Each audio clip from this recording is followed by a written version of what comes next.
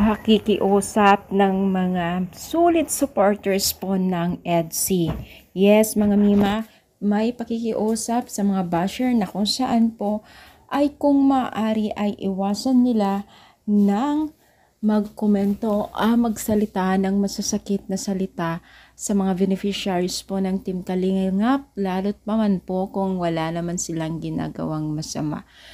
Nakikiusap sila na huwag magsabi o magsalita ng walang katuturan o walang katotohanan dahil wala naman pong maitutulong sa larangan ng pag-unlad ng bawat isa.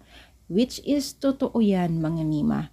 Walang mangyayari sa larangan ng pag-unlad kung ang mga taong to ay patuloy na nambabas. Siguro sila yung tipong talagang walang magawa sa buhay kundi maghanap ng negatibo sa mga taong nakikita nila lahat pa man po kung nakikita nilang umaangat. Proven and tested yan, guys. Napaka negatibo ang mga taong ayaw kang umangat at ayaw kang nagkakaroon ng malaking blessing sa buhay. Which is sila yung taong humihila sa iyo pababa na may insecure sa kanilang mga sarili. That's a true, mga Mima, no? So ang masasabi ko lang dyan paliwalahan na lang yung mga yan. Sana hindi magpa-apekto itong si Beyonce sa mga taong patuloy na nagbibigay ng negatibo.